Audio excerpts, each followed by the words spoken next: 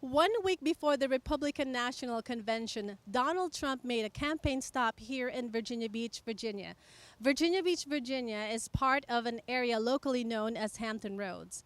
Hampton Roads is known as Military Town because of the numerous amount of military bases in the area, which is why Donald Trump made a stop here to discuss the Veterans Affairs as well as the issues and scandals surrounding it.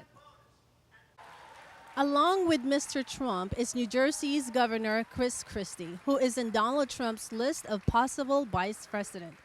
Governor Christie was one of the first key Republican officials to endorse Donald Trump back in February. Congressman Jeff Miller, chairman of the House Committee on Veterans Affairs, was here as well. Christie believes that as president, Donald Trump will make America's security as top priority, not just outside U.S., but in light of what has happened recently, domestically. On the contrary, Christie said that Hillary will put her own personal interest first above safety and security of America, referring to her email scandal. An FBI director who said that the repeated assurances that Mrs. Clinton has given us over the course of the last year regarding her email scandal, in fact, in every material way were false. That's not a person who will stand for the rule of law. That's a person who will stand for the rule of her. And that's not what we need in the White House.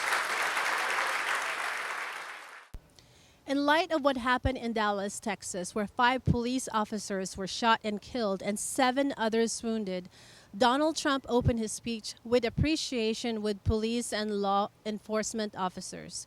He called for the immediate end of increasing violence towards the police, and he called himself the law and order candidate. The attack on our Dallas police is an attack on our country. It's time for our hostility against our police and against all members of law enforcement to end, and end immediately, right now.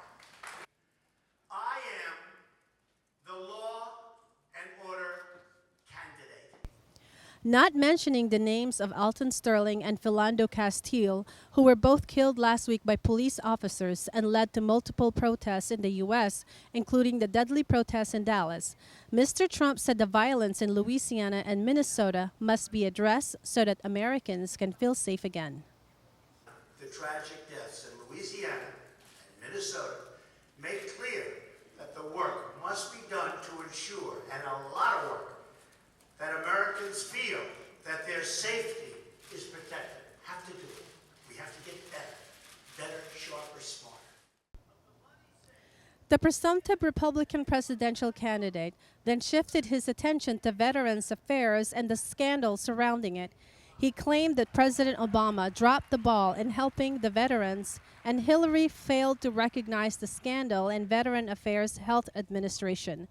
Donald Trump unveiled here in Virginia Beach his 10 steps to ensure that U.S. veterans receive quality and timely care. I was able to speak with Joshua Macias, who is chairman of Veterans for Trump Coalition, and this is what he had to say about Mr. Trump. So the issues that Mr. Trump brought up here today are huge for us. We really are needing a huge reform. And we're losing 22 veterans a day to self-inflicted wounds. We have 6,000 a year that are committing suicide and that are dying when really we can help them. This is an epidemic. This is a major problem that we have in front of us. This is Sarah Nachman with EBC, Washington, D.C. Bureau, and I'm 1 with 25.